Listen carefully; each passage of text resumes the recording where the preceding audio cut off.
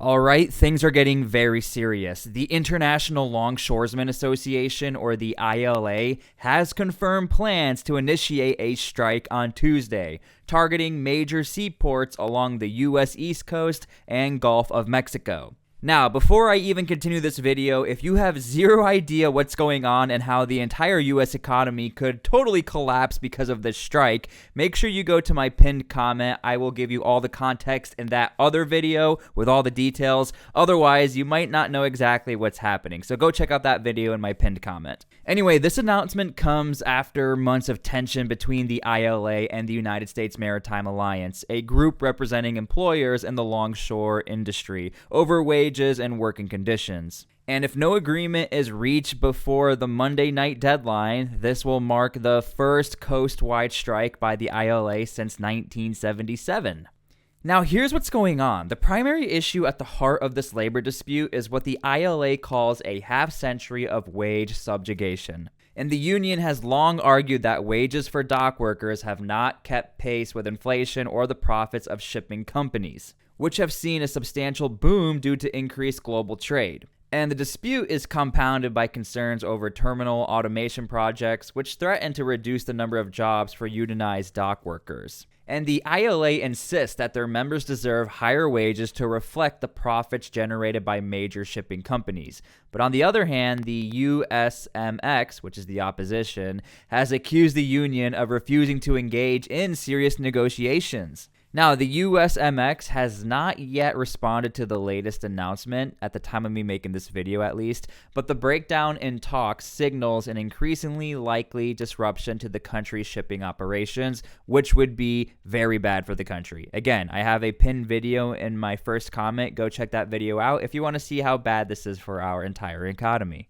Now, the ports affected by the strike span from Maine to Texas and are critical to the U.S. economy, handling around half of all ocean shipping. If the strike proceeds as planned, the flow of essential goods from food to automobiles could be severely impacted. And of course, this comes at a very sensitive time. I mean, we just had a very devastating hurricane, so we're going to need supplies that we have from these docks. And this also comes at a very terrible time in our current status of the economy where inflation is very high. So again, this would be very, very bad for U.S. citizens. And according to experts, a strike of this scale could cause severe disruptions to the supply chain, creating weeks or even months of backlogs. Businesses that rely on ocean shipping for both exports and imports will face challenges in maintaining inventory, meeting production schedules, and fulfilling customer orders. You'd be surprised how much power these longshoremen have, and we're talking around 45,000 men and women who will strike on Tuesday if a deal does not get signed. Now, a key concern is that a prolonged labor stoppage could stoke inflation further by causing shortages of imported goods and driving up prices for consumers. Retailers, manufacturers, and agricultural exporters have already expressed concern about the impact on their ability to move goods efficiently. Additionally, logistics experts warn that a prolonged disruption could cost the U.S. economy billions of dollars a day. The number that seems to be lingering around is anywhere from $4 to $5 billion a day. Now, let's talk about the White House. The Biden administration has been closely monitoring the situation, but has so far refrained from stepping in, which I find very interesting because, again, if this strike happens for a long period of time, we're all in big trouble. Over the weekend, the White House officials were reportedly in contact with the USMX representatives, urging both sides to reach a fair and speedy resolution.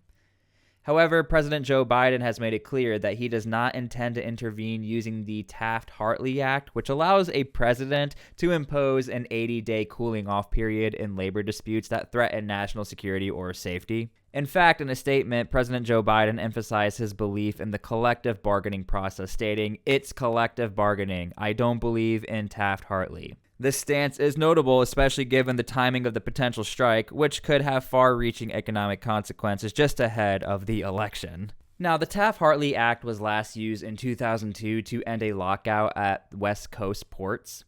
While some business leaders and industry groups like the Business Roundtable have expressed concern about the economic impact of a strike and have urged the White House to intervene, Biden's decision reflects a preference for letting labor negotiations play out without government interference. And look, if I'm going to be honest with you, I actually get why Joe Biden wouldn't want to get involved with this. He's about to be out the door in a few weeks. It also could make Kamala Harris look terrible. And again, I'm not trying to get all political, but this is the reality of the situation. We are in the political cycle, and a lot of people are eyeing this down for the U.S. government to potentially have to secure a deal. Now, if the strike goes forward, the consequences will be felt not only in the U.S., but globally. Many international businesses rely on the efficient operation of U.S. ports to manage their supply chains. A labor stoppage at key ports such as New York, New Jersey, Hudson, and Savannah could ripple through industries ranging from retail to automotive manufacturing, potentially causing weeks-long delays in shipments. Now, what I find interesting is this. The union has made it clear that the strike will not impact military cargo or cruise ship traffic, but that is little comfort to the businesses and consumers who depend on the commercial flow of goods through these ports. Meanwhile, global shipping companies like Maersk are bracing for the fallout, with contingency plans likely being drawn up to mitigate the impact of any prolonged shutdowns, like possibly having to reroute all of their ships to the West Coast if need be. As negotiations stall, businesses and consumers alike are left in a state of uncertainty. Whether a resolution can be reached before the strike begins remains to be seen. But one thing that is clear, a coast-wide labor stoppage would have a significant and lasting effects on both the U.S. economy and global supply chains. Now look, all eyes are now on the union and the USMX to see if a last-minute agreement can avert what would be one of the most disruptive port strikes in recent memory. Now, the last thing I want to end with is this. Two things. First things first, the one thing I'm really upset about is almost the absolute lack of coverage on everything that's happening. When you look into all of the details of this entire story, and once again, go to my pinned comment to see what's actually going to happen if this strike goes down, this is not really fear-mongering. This is like simple math. This is simple analytics, and this is the basics of understanding the United States relies on ports for exports and imports. If this strike goes down, $5 billion a day will be lost. For every 1 day a port is shut down, it takes another 6 days for logs or backlogs to get caught up.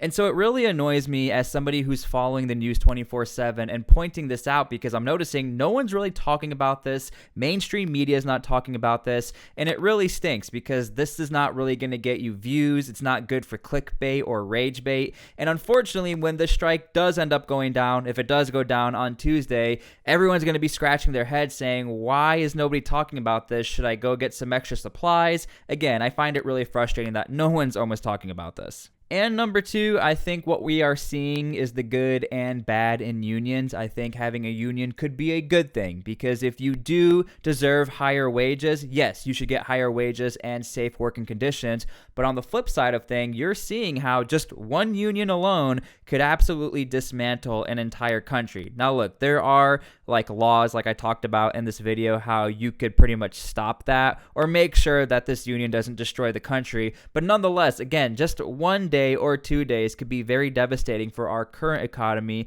and what's happening today with the hurricanes and inflation. It's not a good thing. So again, we're sort of seeing two sides of the coin here when it comes to unions. I'm not saying they're a bad thing. I'm not saying they're a great thing, but you can kind of see in this story the pros and the cons of all of this.